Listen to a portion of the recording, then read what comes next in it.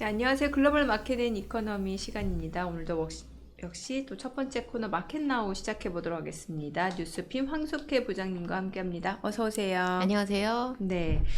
벌써 지금 이제 날씨도 좀 뭔가 네, 좀 분위기가 달라진 것 같아요. 아침 저녁으로 네, 가을이에요. 이제 예. 좀 서늘해지는 느낌이 들어요. 거기에다가 이제 9월 달이라고 하니까 네, 뭔가 이제 금융시장에도 좀 변화가 있지 않을까 싶은데 네, 이번 달 9월 달 굉장히 중요한 FOMC 드디어 그렇죠. 네, 진짜 인하하면 4년 만에 인하잖아요. 그렇죠. 네. 그 FOMC가 9월 17, 18일이죠. 그렇죠. 우리나라 예. 추석 연휴 기간에 금리를 결정하는데, 음. 네, CME의 그 페드워치를 보면은 인하 가능성 100% 지켜요. 25bp로.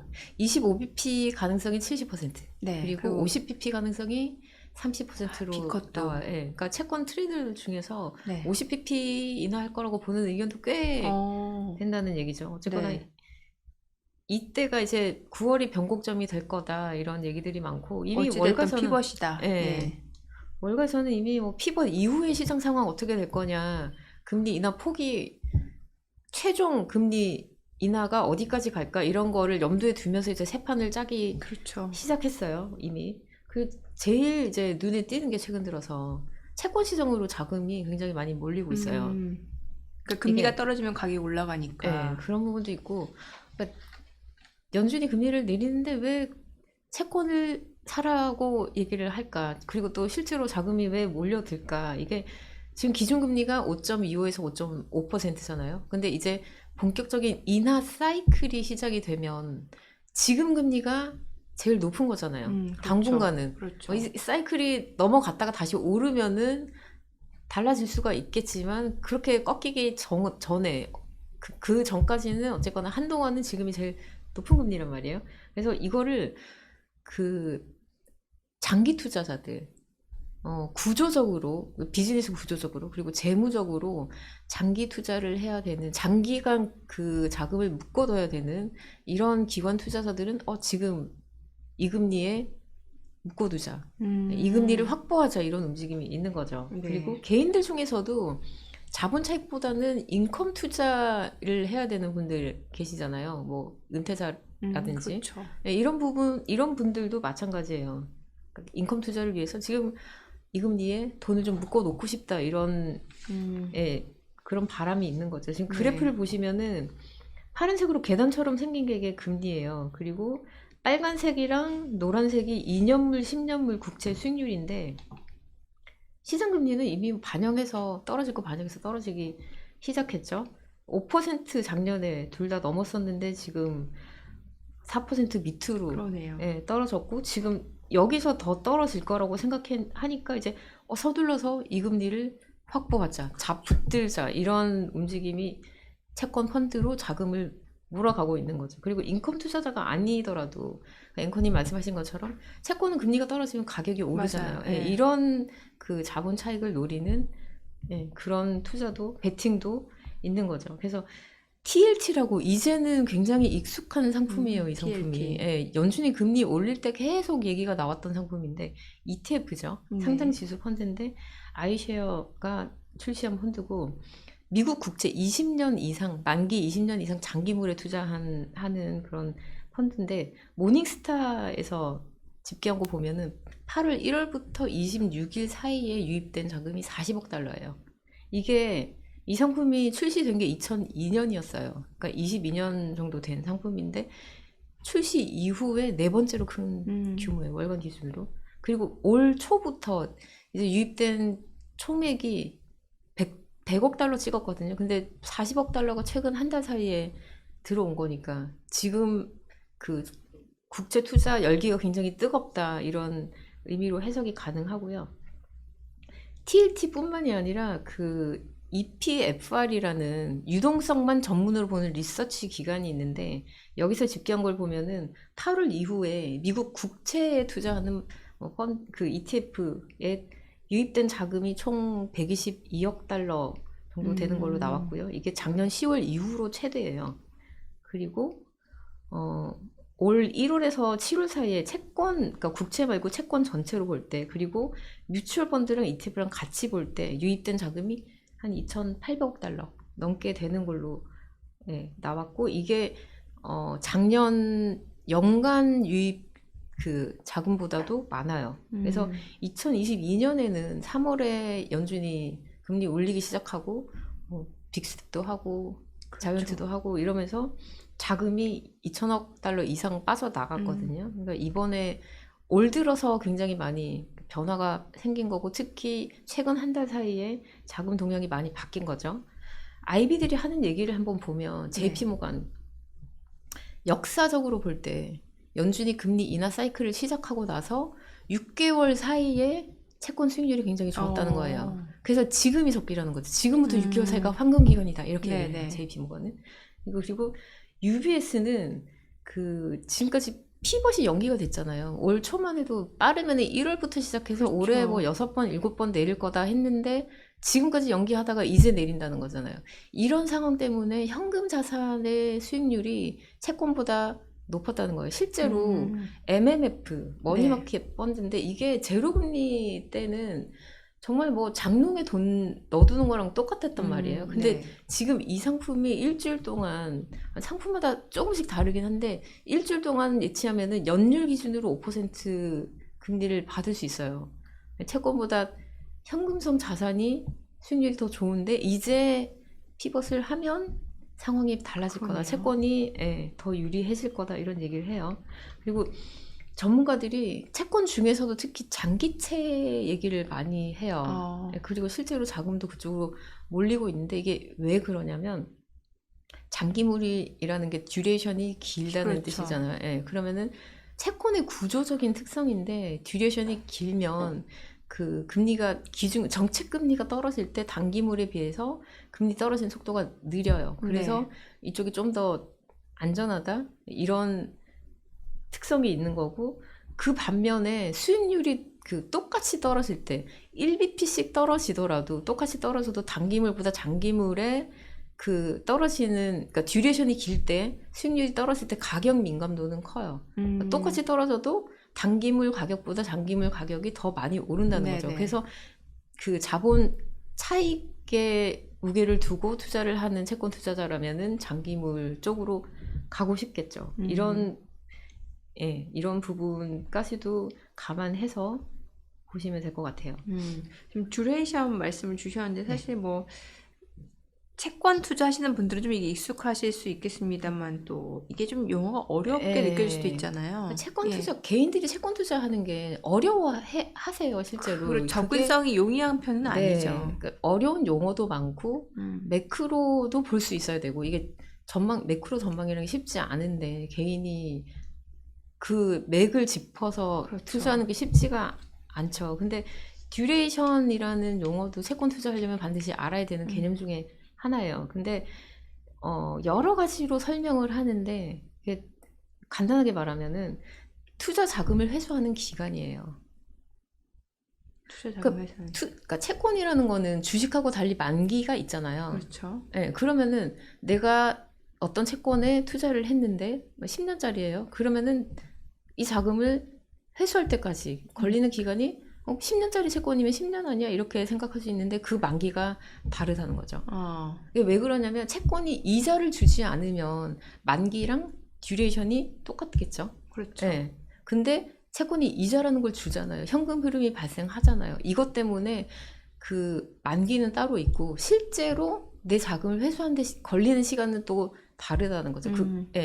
그래서 이 듀레이션을 실질적인 그 만기라고도 해요. 실제로 내 자금을 회수하는데 걸리는 기간이다, 시간이다. 이런 의미죠. 그래서 공식을 보면은 지금 보시는 이런 식으로 계산을 하는데 복잡해 보이기는 하는데 복잡해 보이는 거죠. 따져보면 그렇게 복잡하지도 않은 게 D는 듀레이션이겠죠.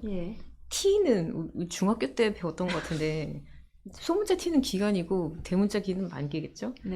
그리고 분모에 있는 P는 프라이스. 그리고 CF 괄호 안에 있는 건 캐시 플로우겠죠. 눈치로 이렇게 좀 살려보시면 짐작이 가시고요.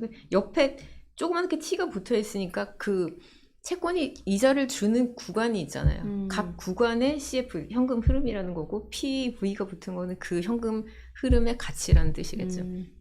그래서 이거를 풀어보면 각 구간, 이자를 지급하는 각 다 구간에 발생하는 현금 흐름을 현재 다 더한 가치로 거네요. 가중평균해서 그 내 자금을 회수하는데 걸리는 기간이 얼마인지 이거를 산출을 하는 거죠. 그래서 듀레이션은 채권 만기하고도 관련이 있고 표면 금리, 그 채권이 주는 금리하고도 관련이 있고 만기 수익률도 영향을 미쳐요. 근데 몇 가지 특성을 보면 이표채라고 하는데 네. 이자를 주는 채권을 이표채라고 해요. 음. 예, 이런 이자를 주는 채권은 듀레이션이 이 만기보다 공식대로면 짧죠. 예, 만기보다 짧겠죠. 네. 예, 그리고 이표, 그러니까 금리가 높을수록 지급하는 이자가 많을수록 그 듀레이션이 만기보다 더 짧아지겠죠. 그렇죠. 예. 그렇더라도 채권에 장기물이 있고 단기물이 있잖아요. 네. 그러니까 이자 때문에 실제 듀레이션이 듀레이션이 짧아져서. 짧아진다고 해도 그래도 단기물보다는 장기물 채권의 그쵸. 듀레이션이 길 수밖에 없겠죠. 장기물은 장기물인 거죠. 그렇죠. 예. 그래서 그 듀레이션 그래서 이거를 실제 만기처럼 이렇게 사용하기도 해요. 롱 듀레이션이라고 하는 게 장기물 채권이라는 의미로 쓰이는 게 그래서 그런 의미로 볼 수 있죠.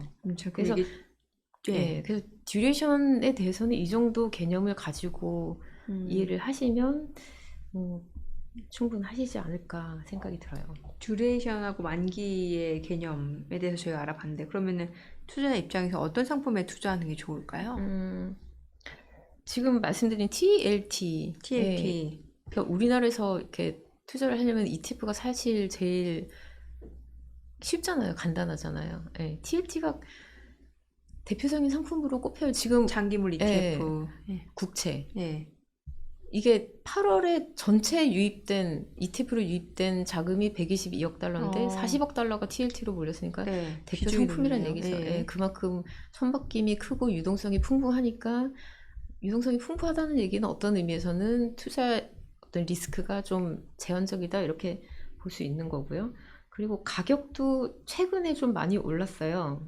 금리가 떨어지다 보니까 사실 2020년 7월에 TLT 가격이 171달러까지 갔었는데 네. 뚝 떨어졌다가 지금 29일 기준으로 96.49달러에 거래가 됐는데 많이 떨어졌죠. 사실 뭐 그러네요. 반토막 가까이 떨어졌는데 그래도 최근 한 달 사이 보면 5% 정도 상승했어요. 그래서 얼마나 많은 투자자들이 지금 이 순간을 기다리면서 TLT를 샀겠어요. 그러네요. 금리 언제부터 매입을 했냐면 연준이 한창 금리를 올릴 때 이게 어디까지 기준금리가 오를지도 모르고 6% 넘는 거 아니야? 이럴 때도 분할 매수를 했단 말이에요. 네. 언젠가 떨어지면 오를 거야. 이 기대감으로 매입을 하셨는데 지금 드디어 이제 그 기다리던 때가 왔다고 볼 수가 있겠죠. 보면은 제 주변에 작년 한 하반기 그때부터 많이들 그때부터 채권 많이 사셨어요. 들어갔어요. 그 전에 빨리 들어간 분들은 그 전에도 샀고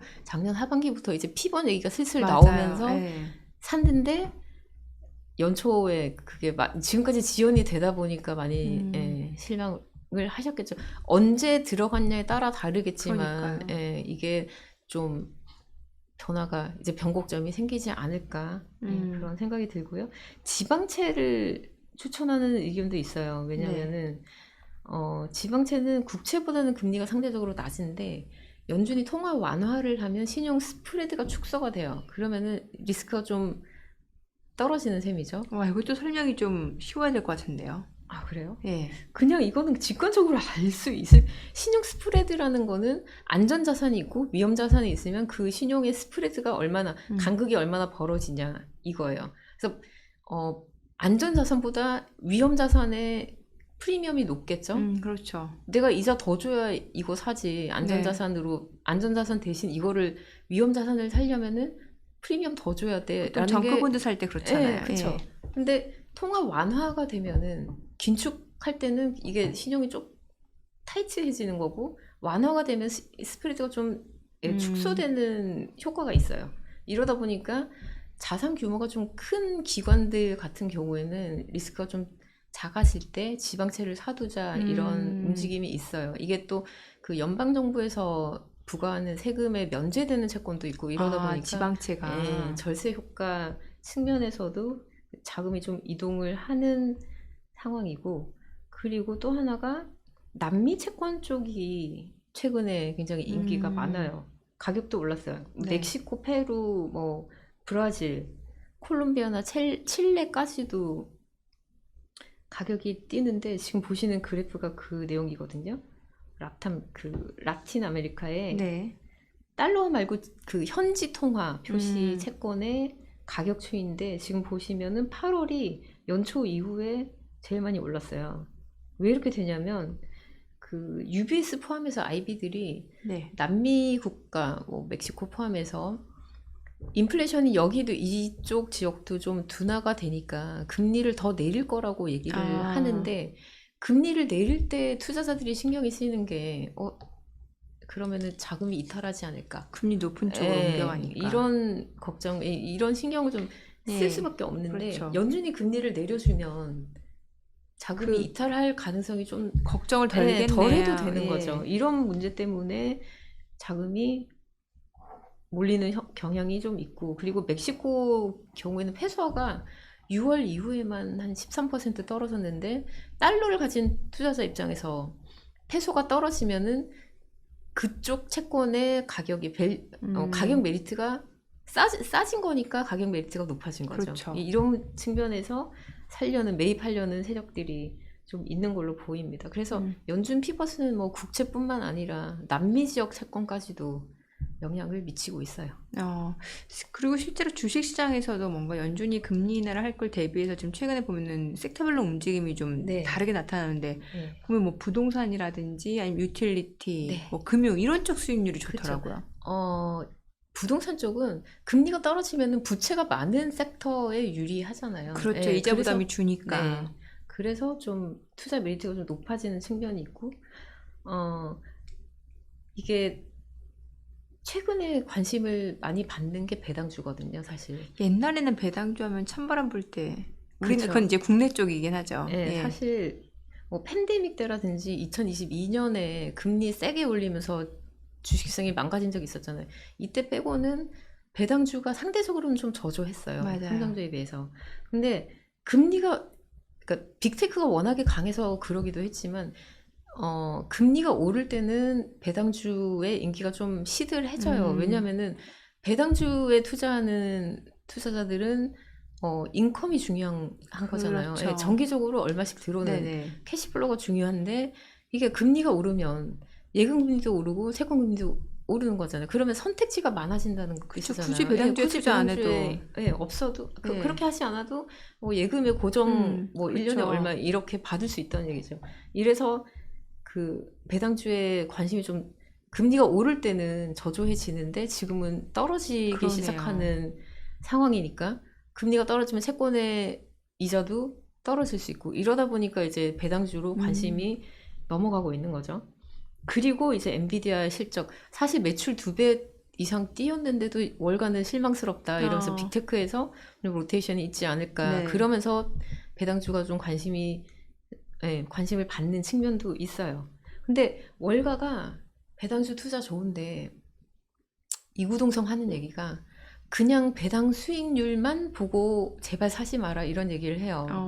배당 수익률이 진짜 한 8%, 9% 이렇게 가는 종목들이 있단 말이에요. 네네. 근데 덥석 그 수치만 보고 잡지 말라는 게, 배당 수익률이 상승하는 뭐 여러 가지 요인이 있을 수 있는데, 단순히 최근에 주가가 떨어져서 이 수익률이 올라가는 그런 케이스가 있을 수 있다는 거죠. 네네. 그리고 주가가 떨어진다는 거는 뭔가 기업 그 실적, 수익성이나 펀더멘털, 그렇죠. 이런 부분에서 안 좋은 게 뭔가 드러났기 때문에 주가가 떨어질 가능성이 있는 거잖아요. 그래서 경기가 둔화될 때 이런 기업들이 수익성이 나빠지면 오히려 배당을 삭감할 수도 있고, 이런 문제가 있기 때문에 수익률만 보고 사지 마라 이런 당부를 해요. 그래서 뭘 보고 사야 되냐? 그러게요. 예.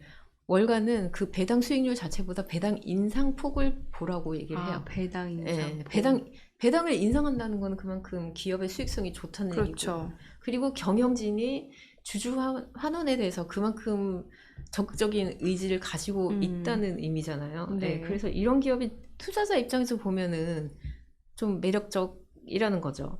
그리고 S&P 500 기업 중에서 배당 귀족주라는 단어 아마 들어보셨을 거예요. 네. 기준이 25년이거든요. 네. 25년 동안 배당을 그냥 지급하는 게 아니라 배당을 인상한 종목을 예, 25년 귀족주. 기준으로 예, 귀족주라고 하는데 네. 그 지수가 따로 있어요. 그 지수에 편입된 종목 중에서 그 12개월, 최근 12개월 동안 네. 배당 인상률이 좀 높았던 종목을 한번 추려봤는데 이게 이거 지금 워런 버핏이 좋아하는 종목들이 꽤 있는 것 네네. 같은데요. 예, 지금 보시는 표가 그 내용인데 맥도날드가 12개월 동안 배당을 10% 와. 올렸고 넥스트에라 에너지도 10% 올렸는데 주가는 많이 다르죠. 그러네요. 맥도날드는 떨어졌고 넥스트에라는 올랐고. 31% 가까이 올랐어요. 그리고 네. 넥스트에라 에너지는 에너지 인프라 기업이기 때문에 에너지 가격 등락하고 거기에서 그렇게 민감하지가 않아요. 그래서 네. 투자자들이 좀 선호하는 종목이고요. 그 밖에 뭐 캐터필라가 8% 인상했고 쉐브론도 7%, 나머지 로스, 존슨앤존스, 월마트, 콘솔리데이티드 에디슨 뭐 이런 순으로 나타났으니까 참고하시라고 제가 표를 만들어 봤고요. 코카콜라가 없네요. 코카콜라는 여기는 안 들어가 있는데 따로 준비를 했어요. 아, 버핏, 배당 좋아하는 버핏. 버핏 좋아하는 종목이죠. 예. 맥도날드와 코카콜라. 그쵸. 버핏이고 버핏 하면은 생각나는 종목이 코카콜라인데 네. 배당을 무려 62년 동안 인상을 했어요. 그리고 계속. 올 들어서 주가도 21% 이상 올랐어요. 코카콜라. 예, S&P 500보다 더 많이 주가가 올랐어요. 와. 그래서 코카콜라를 좋아하는 버핏 이외에 좋아하는 예. 다른 투자자들은 이 회사를 단순히 콜라 만든 회사로만 보지 마라. 예, 보면은 뭐 미니데이드 우리나라에서도 아. 예, 많이 알려진 상품이잖아요. 코스타 네. 커피가 우리나라에서도 인지도가 좀 있나요? 코스타 커피 아닌 네, 것 같아요. 그렇지는 않아요. 예. 그래서 포인트는 뭐냐면 이 회사가 콜라 이외에 커피도 만들고 주스도 만들고 뭐 미네랄 워터 같은 것도 만들고 상품이 다양하다는 거죠. 네. 예. 그리고 62년 동안 배당 인상했으면은 그만큼 알아줄 만한 그러네요. 예, 기업이라는 거고 뉴욕 증시에 상장된 종목이 한 6천여 개 정도 돼요. 근데 네. 50년 이상 배당을 인상한 종목은 해마다 네. 인상한 종목이 한 53개 정도 돼요. 와, 그래도 이런 종목 50년 이상 인상한 종목을 배당 킹이라고 해요. 귀족 위에 킹. 그래도 있다는 왕이라고. 것 자체가 신기한데요. 네. 근데 그 중에 좀 참고할 만한 종목이 에브비랑 로스 정도예요. 에브비는 뭐 제약회사잖아요. 휴미라로 많이 알려진 업체고 로스도 51년 동안 배당을 인상했고 올해 주가가 그 S&P 500보다는 아니지만 두 자릿수 상승을 했어요. 이런 네. 종목들 눈여겨 보시면은 좋을 것 같아요. 자, 이제 엔비디아 얘기해 볼게요. 실적 네. 발표했는데 사실 실적 괜찮았거든요. 그런데 이제 주가는 그 당시에 시간에 걸려서 6% 네. 정도 떨어졌고 네. 이거에 대해서 이런 얘기 많이 나오더라고요. 원래 3분기가 네. 계절적 성수기래요. 그래서 3분기 매출이 원래는 지금 엔비디아에서 내놓은 실적 가이던스가 한 8% 증가 정도 내놨는데 네. 원래 두 자릿수 상승률이 나와야 된대요. 계절적 네. 성수기를 감안하면. 네. 근데 그만큼이 안 나왔다라는 게 그래서 실적 매물이 나왔다는 네. 거예요. 이게 맞- 실망스럽다 얘기를 한 게 두 개 그래프로 네. 1차적으로는 두 개 그래프로 설명이 되는데 네. 첫 번째가 매출액 추이인데 지난번에도 이 그래프 한번 보여드린 적이 있어요. 이거를 이번에 발표한 실적을 넣어서 다시 한번 만든 건데 보시면 이건 달력 기준이거든요. 네. 작년 1분기까지는 매출이 뭐 고만고만 하잖아요. 그리고 2분기부터 빵 뛰었어요. 그리고 이번에 발표한 실적은 기준 시점, 비교 시점이 이 빵 뛰었던 작년 2분기란 말이에요. 그러니까 1분기에는 매출 증가 폭이 262%였는데 올해 지금 이번 분기가 122%잖아요. 줄어들 수밖에 없는 거죠. 그리고 네. 앞으로는 어떻게 될 것 같아요? 이 그래프 보시면 계속 뛰었단 말이에요. 계속 기준 시점, 비교 시점에 매출이 가파르게 뛰었기 그러네요. 때문에 앞으로 점점 더 그 매출 증가 폭은 둔화될 가능성이 높아 보이죠. 그리고 두 번째가 뭐냐면 가이던스가 있고 실제 매출액이 있잖아요. 네. 실제 매출이 높은 거를 서프라이즈라고 하잖아요. 그렇죠. 네. 월가에서 그렇게 부르는데 이 서프라이즈의 강도와 크기가 줄어들고 있다는 거예요. 아, 지금 그 다음 그래프인데 까만색 그래프 네. 여기는 지금 기간이 회계연도 기준이거든요. 근데 예. 이거를 달력 기준으로 보면 위에서 그 매출액 그래프에서 보이는 작년 2분기랑 같은 기간이에요. 네. 매출 빵 뛴 거랑 이 까만색 그래프 빵 뛴 거랑 같은 기간인 거죠. 그래서 매출이 가파르게 뛰면서 가이던스 대비 실제 그 매출액의 서프라이즈 폭도 이때가 줄어드네요. 20% 넘었어요. 예. 그랬는데 그 다음 분기에 10%대로 떨어지더니 다음에 8%, 5%대로 떨어졌고 이번에 4.6%로 낮아졌어요. 그러니까 투자자들이 예상하기에는 이러다가 뭐 간신히 예상치 부합하는 수준까지 그러게요. 가겠네. 아니면은 예상치에 미달하는 상황도 음. 생길 수 있겠네. 이런 얘기가 나오는 거죠. 그리고 앵커님 말씀하신 것처럼 이번 분기 전망이 325억 달러인데 이게 그 비교 시점이 매출액 그래프로 올라가셔서 보시면 네. 비교 시점이 181억 달러란 말이에요. 네. 그러니까 예상치대로 나온다면 음. 매출 증가폭이 2배 아래로 이제 떨어진다는 그렇죠. 거죠. 예. 그러기도 하고 이게 아이비들 전망 평균치가 319억 달러인데 비슷하잖아요. 크게 다르지 않잖아요. 그러니까 서프라이즈가 아니라는 거네요. 아니라는 거죠. 이런 부분들이 이제 반영이 되면서 실망 매물이 나왔던 거고 또 하나가 블랙웰인데 네. 예. 이게 이번 실적 발표하기 전부터 결함이 있다 지연될 거다 이런 얘기가 나왔는데 이번 실적 발표하면서 그 확인이 된 거잖아요. 참 그 신기해요. 네. 블랙엘 안 팔리면 호퍼로 버티면 되고 그러다가 블랙엘 나오면 블랙엘 또 팔릴 거고. 근데 시장에서는 그렇게 단순하게 보지가 않는 게 그러게요. 이게 빨리 나와가지고 그 팔려야 매출이 이게 발생해야 다시 한번 비약적인 매출 증가가 나타나고 그래야 그렇게 지금의 주가와 밸류에이션이 정당화될 뿐만 아니라 더 높아질 수가 네. 있는 건데 어려워진다는 얘기잖아요. 지금 원래 하반기 지금쯤에 이제 출시가 됐어야 되는 네. 건데 발표한 거 보면 회계연도 4분기니까 달력 기준으로 하면 올해 11월, 12월이거나 내년으로 넘어가서 1월에 출시가 될 수도 있다는 거잖아요. 이런 데 대한 실망감이고 그 외신들이 이런저런 지적들을 하는데 대표적으로 하는 얘기가 쏠림 현상이에요. 아, 엔비디아 쪽으로 쏠림 현상. 엔비디아의 매출이 몇 개 소수 아. 업체에 쏠려 있다는 거예요. 네네. 이거를 그 포춘이라는 잡지는 미스터리한 고래가 네. 매출의 절반 가까이를 차지하고 있다. 46%로 나왔어요. 어. 이게 그 실적 보고를 할 때 네. 어느 기업이 칩을 몇 개 사갔는지 이렇게까지 구체적으로 발표를 안 해요. 왜냐하면 영업 기밀이기 때문에 그냥 커스터머 A, 커스터머 B 이런 식으로만 하는데 보니까 4개 기업이 전체 매출액의 46%를 차지하고 아. 그리고 보니까 대부분 데이터 센터 칩이라는 거예요. 그러면 네. 얘기를 안 해도 누군지 알만 하잖아요. 그러네요. 메타, 구글 이미 보도도 됐어요. 40만 개 주문했다 이런 얘기 나왔고요. 마이크로소프트 6만 개 이상 산다고 얘기 나왔고 테슬라도 누구나 아는 큰 고객이에요. 엔비디아에. 그 이외에 아마존도 있고 오픈 AI도 있고 이런 상태인데 문제가 뭐냐면 이렇게 쏠리면은 나중에 이 업체들이 투자를 줄일 때 타격도 그만큼 클 수 있다는 거죠. 그러네요. 예, 이런 문제가 있고 파이낸셜 타임스는 무슨 얘기를 하냐면 지금 칩은 그 AI를 훈련시키는 칩이에요. 그게 위주인데 이게 넘어가서 추론 단계로 넘어가야 되고 추론 단계에서 다시 그 생성형 AI를 대기업뿐만 아니라 중소기업, 개인들까지도 대중적으로 사용하는 그 단계까지 가야 되는데 이게 너무 오래 걸린다는 거예요.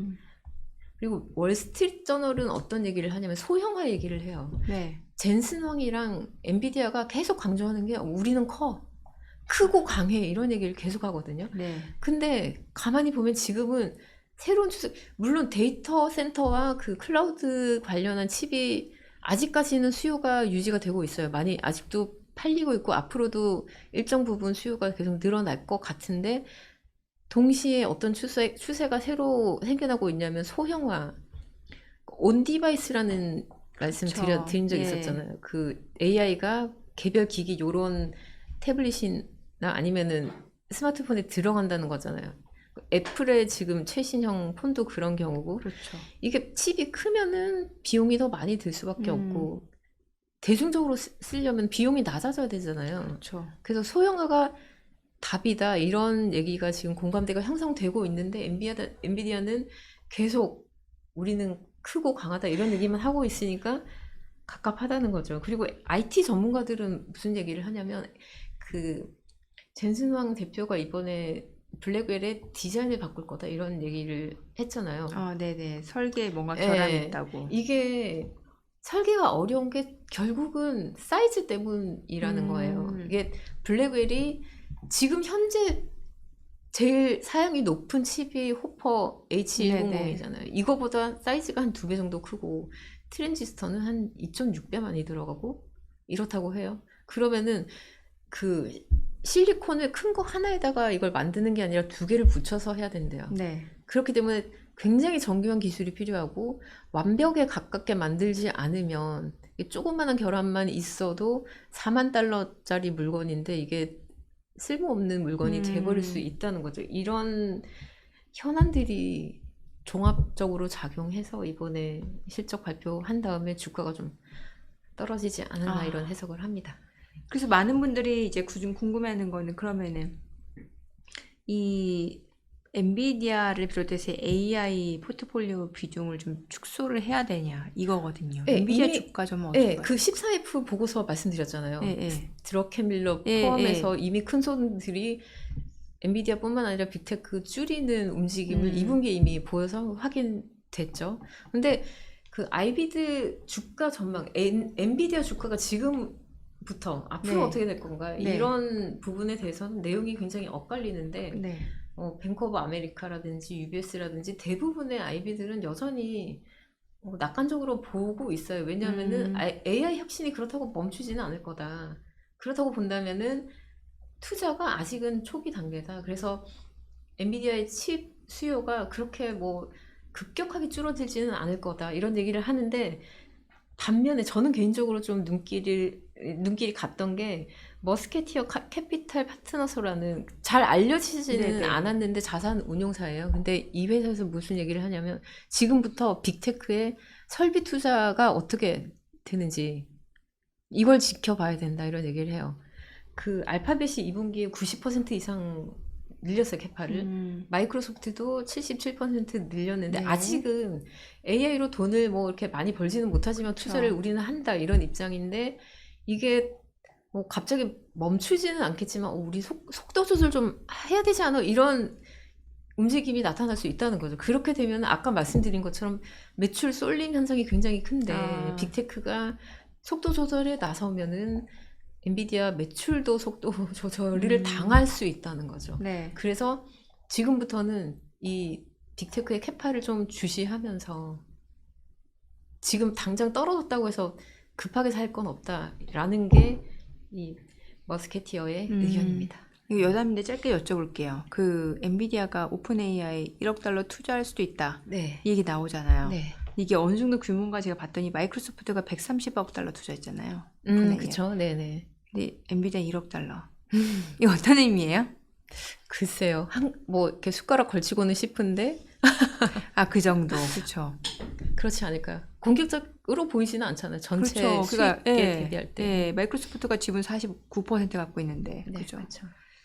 그냥 어떤 의미인가 궁금해지더라고요. 알겠습니다. 오늘 내용 잘 들었습니다. 네. 고맙습니다. 감사합니다.